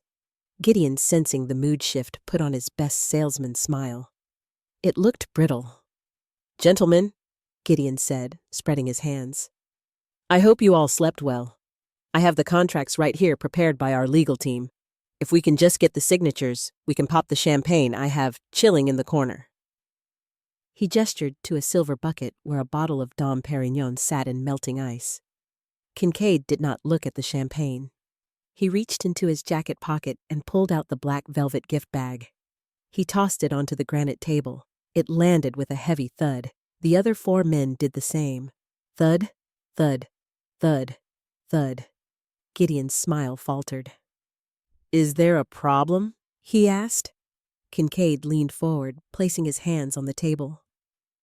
"You tell me, Gideon," he said, his voice dangerously low. "I woke up this morning to a smell in my suite. I thought perhaps the housekeeping staff had missed a bin. Or maybe there was a sewage leak in the hotel. But then I traced the source. He pointed a manicured finger at the velvet bag. It was coming from my jacket pocket. Kincaid hissed. It ruined a $5,000 suit. Gideon laughed nervously. I don't understand. It is the perfume. It is strong, yes, but... Open it, Kincaid commanded. Gideon hesitated. He looked at the bag, then at me. I sat stone-faced, my hands folded in my lap. Go on, Gideon, I said softly. Open it. Gideon reached out. His hand was shaking. He loosened the drawstring and pulled out the small glass vial. The liquid inside was no longer golden. It was a murky, cloudy brown. He uncorked it. The smell hit the room instantly. It was violent. It was the smell of sulfur and rotting cabbage, mixed with the sickly sweet decay of dead flowers. It was the smell of a swamp that had been festering in the sun. Gideon gagged. He actually recoiled, dropping the cork. Jesus, he choked out, covering his nose. What happened? Kincaid's voice was ice cold. Chemical instability, he said. The bonds broke down. My chemists tell me it is a reaction common in sulfur-based compounds that haven't been properly fixed. You sold us a time bomb, Gideon. No. Gideon stammered, staring at the brown liquid in horror. No, that is impossible. I tested it. I synthesized it myself. It was perfect. He grabbed the large crystal magnum from the center of the table, the one that had been on stage last night. Look, this one is fine, he cried. He uncorked the big bottle. Because we hadn't tampered with the big bottle, it still smelled relatively sweet, though the edges were starting to turn, due to the natural instability of the formula. See? Gideon pleaded, waving the bottle. This one is the Midnight Queen. The samples. There must have been a contamination in the bottling process. A bad batch of vials. It is a mistake. Kincaid laughed. It was a harsh, dry sound. A mistake, he mocked. You are asking me to invest $50 million into a company that sends out contaminated samples to its primary investors. You are asking me to buy a formula that turns into stink bombs overnight. He shook his head. There is no deal, Gideon. The contract is void. We do not buy garbage. The word hung in the air. Garbage. Gideon turned pale. He looked like he was going to vomit. Please, Mr. Kincaid, wait. I can fix it. I have the formula. I can run another batch. I can prove it to you. Give me 24 hours. We don't have 24 hours, Kincaid snapped. He turned to leave, signaling his team. And frankly, I do not trust you. You are an amateur playing with a chemistry set. You wasted my time. He started to walk toward the door. Gideon lunged forward, grabbing Kincaid's sleeve. A desperate, pathetic move. No, please. You don't understand. I have debts. I need this sale. I promised. Kincaid shook him off with a look of disgust. That is not my problem, son. The investors marched out, leaving the doors swinging in their wake. The room was silent except for the hum of the air conditioner trying to cycle out the smell of rotten eggs. Gideon stood frozen, staring at the closed doors. He was shaking. His entire world had just collapsed in the span of 5 minutes. I watched him. I felt no pity, only a cold, grim satisfaction. I stood up. The chair scraped loudly against the floor. Gideon turned to look at me. His eyes were wild. Did you see that? He whispered. Did you see what happened? They sabotaged me. Someone sabotaged me? I walked over to the table. I picked up the vial of brown sludge. I sniffed it delicately. It smells like sulfur, I observed, like bad eggs. Gideon ran his hands through his hair, pulling at the roots. It is the formula, he muttered. The notebook. The notebook said it was stable. It said, "Success." I saw it with my own eyes. I smiled, a real smile this time, sharp and dangerous. "Which notebook, Gideon?" I asked. He stopped. He looked at me, really looked at me. He saw the straight back, the clear eyes, the lack of a cane. What he whispered, "The notebook you found in my study." I said, my voice steady and strong. "The one tucked behind the lavender. The one from 1998. Gideon took a step back. How do you know about that?" "Because I put it there," I said. The color drained from his face completely, leaving him gray. You put it there." I walked around the table, closing the distance between us. "Did you really think I would leave the formula for my masterpiece lying around on a shelf, Gideon? Did you really think I was that careless? Or did you just think I was too old and senile to notice you robbing me blind?" Gideon's mouth opened and closed like a fish on a hook. You aren't sick." I laughed. It was a rich, full sound. "I am as healthy as a horse, Gideon. The only thing making me sick was that tea you insisted on feeding me every night, so I stopped drinking it." He backed up until he hit the wall. He looked terrified. He was realizing that the fragile old woman he had been bullying was actually a wolf in wool clothing. "The formula," I continued, enjoying the moment, "was a failure, Gideon. I wrote it 30 years ago. It always turns to rot after 48 hours. I just had my friend Elias speed up the process a little bit for the samples. I couldn't have you signing those contracts, could I?" "You set me up," he whispered, his voice trembling with rage. "You ruined me." I leaned in close. I could smell the fear on him. It smelled sour. "No, Gideon," I said. "You ruined yourself. You gambled with my legacy to pay your debts. You treated my daughter like a bank account and me like a nuisance. You thought you could steal the crown from the queen while she was sleeping." I poked him hard in the chest. But the queen wasn't sleeping. She was waiting. Gideon's face twisted. The shock was wearing off, replaced by a surge of violent anger. He realized he had nothing left to lose. The investors were gone. The money was gone. The sharks he owed money to would be coming for him. He pushed off the wall, his fists clenched. "You old witch," he snarled. "You think you have won. I am still the CEO. I have the power of attorney. I can still burn this company to the ground." I shook my head slowly. "Oh, Gideon, you really should check your paperwork." I reached into my purse and pulled out a folded document. I held it up. "You never got a new power of attorney signed after I ruined the first one. And as of this morning, I have called an emergency board meeting. When they smell this room and hear about your incompetence, you will be removed for cause before lunch." Gideon stared at me. The fight went out of him. He slumped against the wall, sliding down until he was sitting on the floor. He put his head in his hands. "Iris," he moaned.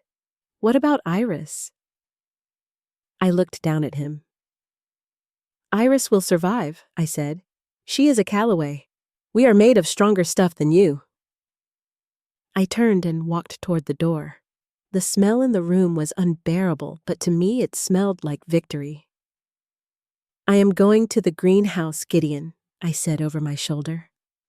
"Don't be here when I get back."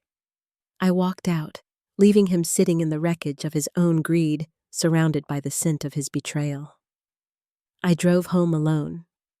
The silence in the car was heavy, but it was a clean silence, not the suffocating quiet of a house filled with secrets. I had won in the boardroom, but the victory felt hollow. I had saved my company, but I had destroyed my family.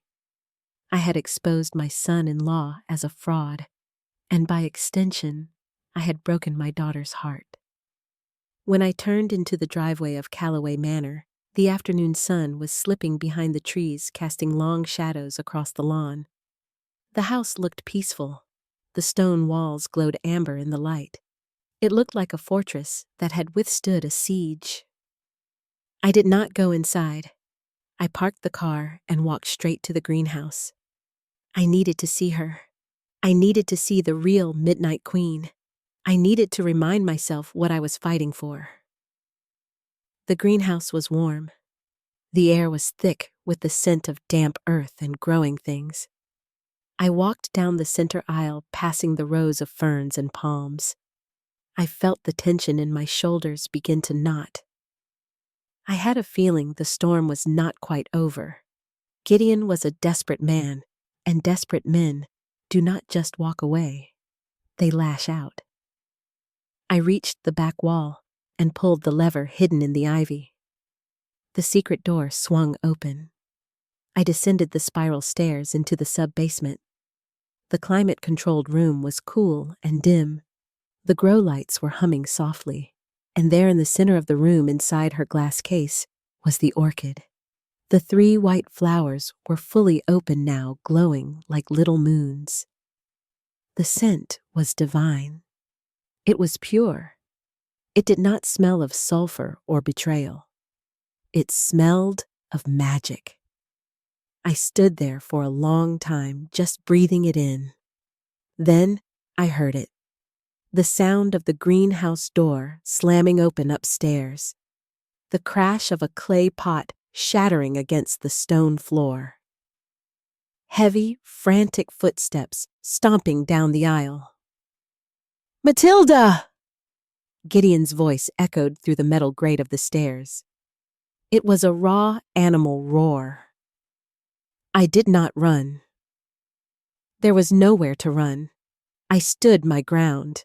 I rested my hand on the glass case of the orchid, claiming it. The footsteps thundered down the spiral stairs. Gideon burst into the room. He looked unhinged. His tie was gone. His shirt was torn at the collar, and his hair was wild. He was sweating profusely. In his right hand, he held a heavy metal jerry can that he must have grabbed from the garden shed. In his left hand, he gripped a silver lighter. He stopped at the bottom of the stairs, panting, his chest heaving. His eyes locked onto me and then onto the flower. "There it is," he rasped. "The real one. Go home, Gideon." I said, my voice calm, despite the fear rising in my throat. "It is over. The police will be here soon." "No!" he screamed. The sound bounced off the concrete walls. "It is not over until I say it is over. You think you can humiliate me? You think you can strip me of everything and just walk away?" He took a step forward, sloshing the gasoline in the can. The smell of fumes filled the small room, overpowering the scent of the orchid. "I need that plant, Matilda," he said, his voice dropping to a dangerous whisper. "I have a buyer, a private collector in Dubai. He doesn't care about the board. He doesn't care about the contracts. He just wants the specimen. He will pay $2 million cash. That is enough to get me out of the country. That is enough to save my life." I stepped in front of the glass case, shielding the flower with my body. "You are not taking her," I said. "You cannot move her. She is too delicate. If you take her out of this climate, she will die in an hour." "I don't care," Gideon yelled. "If I can't have the money, then nobody gets the legacy." He unscrewed the cap of the jerry can. He splashed gasoline onto the floor. The liquid, dark and pungent, pooled around his expensive Italian shoes. "Give me the code to the case, Matilda, or I burn it." "I burn it all. The flower, the greenhouse, you." I looked at him. I looked into the eyes of the man I had welcomed into my family. I saw nothing there but greed and fear. The man my daughter loved was gone, consumed by his own weakness. You wouldn't dare, I said. You are a thief, Gideon, not a murderer. He flicked the lighter. The flames sparked to life, dancing yellow and blue in the dim light. Try me, he hissed. I am a dead man anyway. If I don't pay the sharks by Friday, they are going to break my legs. Maybe worse. I have nothing left to lose. He raised the lighter. Open the case. I stood frozen. I calculated the distance. I could not reach him before he dropped the lighter. If the gasoline ignited in this enclosed space, the fire would be instant and catastrophic.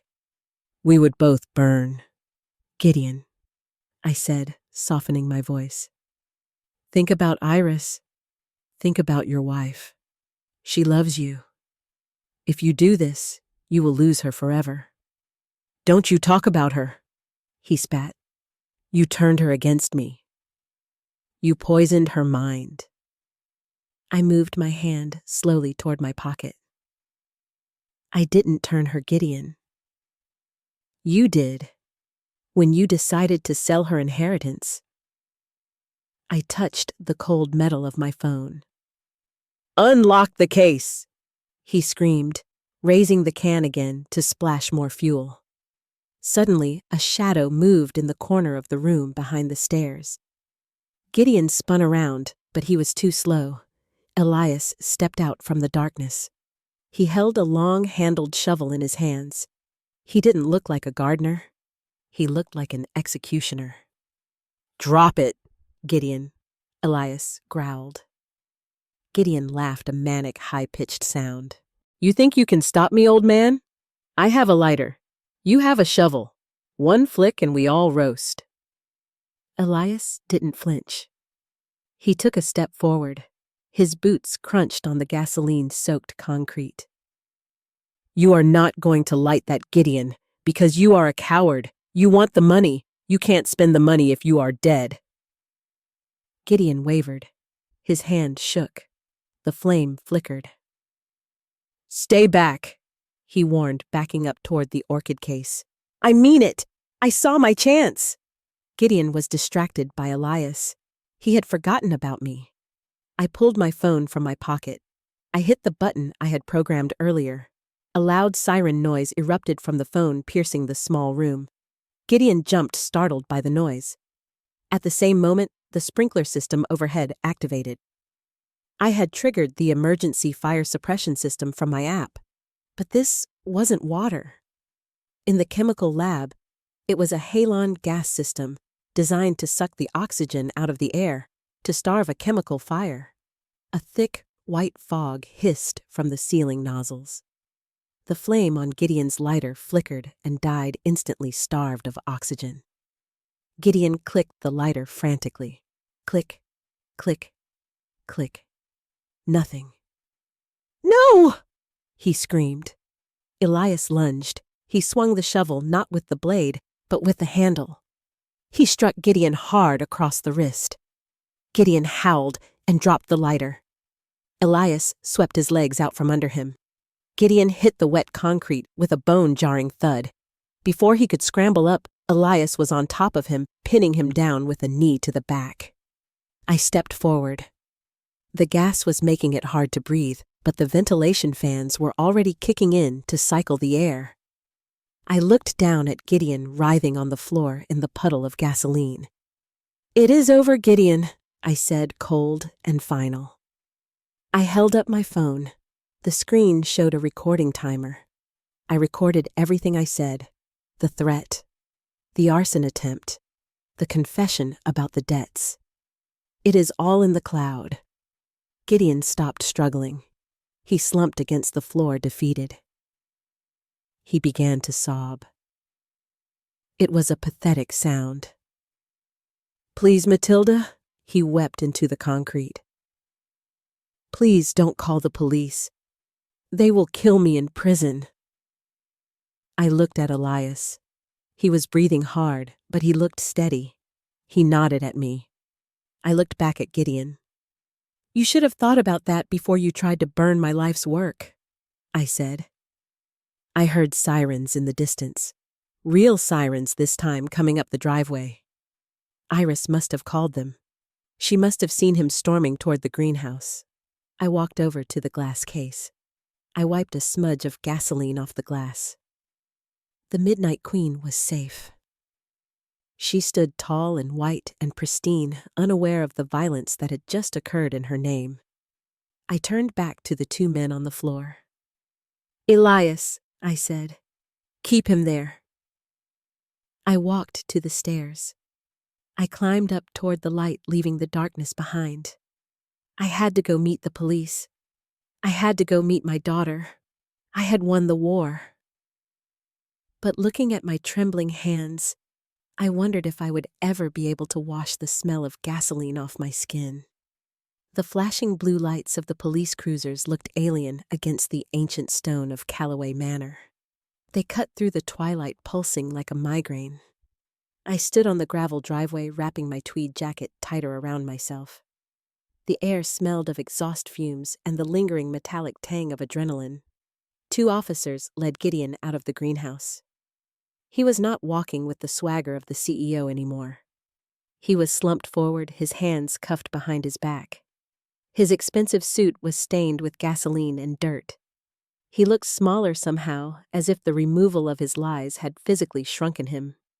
He looked up as they passed me. His eyes were red and swollen.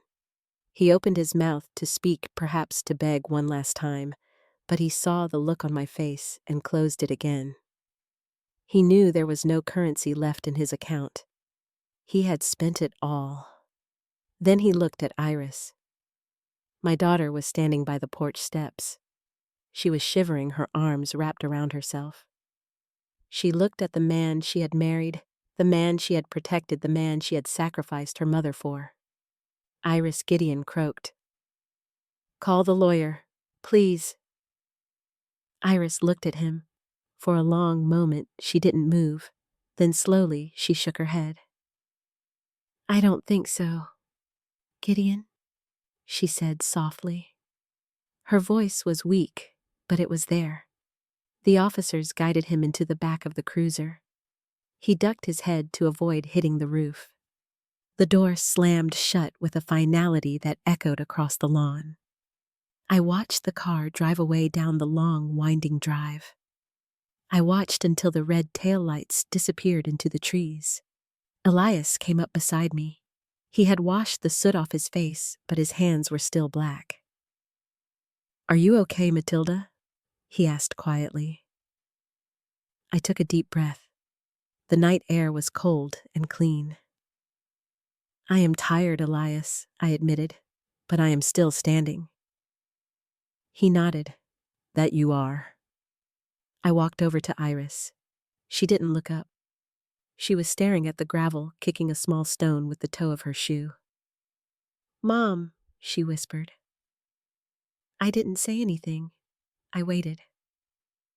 "I am so sorry," she choked out. "I didn't know. I mean, I knew about the debts, but I didn't know he would go that far. I didn't know he would try to hurt you. I was just trying to keep the peace."